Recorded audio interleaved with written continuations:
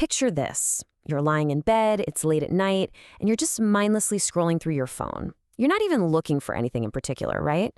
And then suddenly, out of nowhere, you get hit with a targeted ad for something completely ridiculous. I'm talking like a glowing LED dog collar or maybe a highly specialized banana slicer.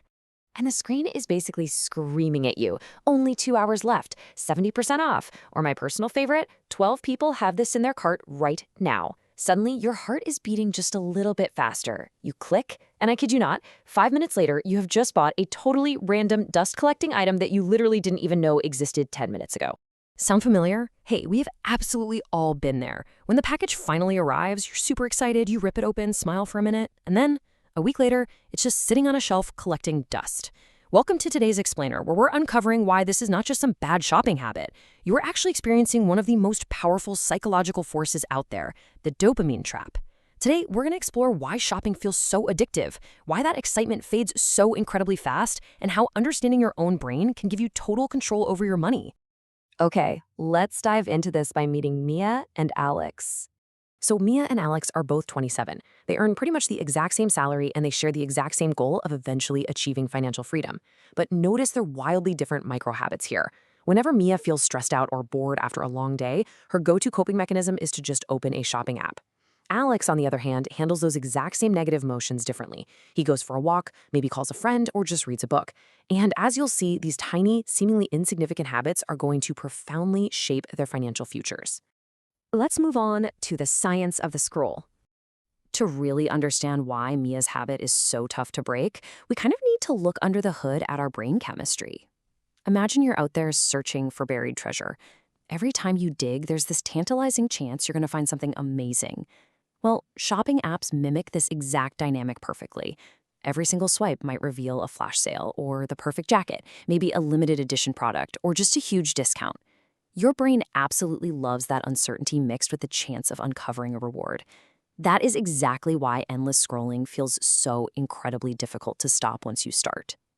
And the ultimate driver behind all of this is dopamine. Now, you might be wondering about this, because a lot of people mistakenly think dopamine is just the happiness chemical. Actually, scratch that. It's really a chemical involved in motivation and anticipation. The biggest rush of dopamine doesn't happen when you get the item, it happens before the purchase. You get that rush when you are simply imagining owning the item, adding it to your cart, and waiting for it to be delivered. The anticipation itself is the actual reward. And this brings us right to the retailer's playbook. Once you realize that anticipation is the drug, the whole system makes total sense. Retailers actively exploit this specific brain chemistry, and this brilliantly illustrates their strategy. They hit you with notifications, screaming special offer just for you, flashing countdown timers, and hyper-personalized recommendations. They understand a very simple yet powerful sequence. Attention leads to curiosity. Curiosity leads to emotion. And emotion, well, that almost always leads to spending. They are literally manufacturing that dopamine anticipation loop right in the palm of your hands. But then comes the empty box and the invisible cost. So what actually happens when the anticipation ends and the package finally shows up on your doorstep? Psychologists call this sudden, massive drop-off hedonic adaptation. It's basically the psychological process where humans just quickly become accustomed to new possessions. Think of it like receiving a beautifully wrapped, amazing gift every single week. At first, you're thrilled. It's the best day ever. But by the 10th gift, the excitement just kinda isn't as strong. Eventually, you barely even notice it. Humans adapt. Yesterday's absolute dream purchase very quickly becomes today's completely ordinary, everyday object.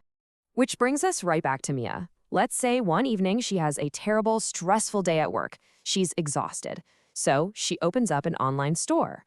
Clicking buy on something makes her feel temporarily better. But here is the critical thing. She is shopping for relief, not because she actually needs anything. The purchase didn't solve her work stress, right? It just distracted her from it. Understanding the difference between genuinely needing an item and just needing emotional relief is an absolute game changer. So the crucial point is the compounding effect of all this. Imagine you're planting a really small tree in your yard. Every unnecessary impulse purchase is like taking shears and snipping off one tiny little leaf. Now, one cut, that doesn't really matter much. But hundreds of cuts over the years, you completely stunt the entire tree. The true cost of that late-night shopping spree isn't just the $40 price tag. The massive invisible cost is the thousands of dollars that money could have grown into through saving or investing over decades. And Mia eventually has this exact realization. She looks around her apartment and realizes she barely even remembers most of the products she bought for quick relief. But she vividly remembers her experiences. She remembers a weekend trip with her friends, a really great family dinner, or the time she spent learning to play the guitar.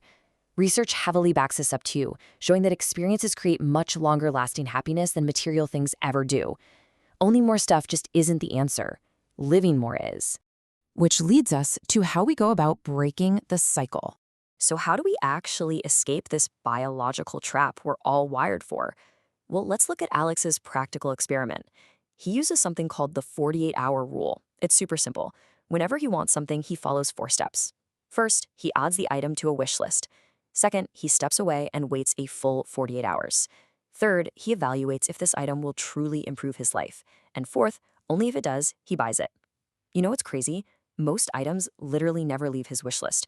By just forcing himself to wait 2 days, that initial emotional excitement naturally burns off, allowing pure logic to take the wheel. Now, what's really interesting about the slide is seeing that endless dopamine treadmill perfectly mapped out in a loop.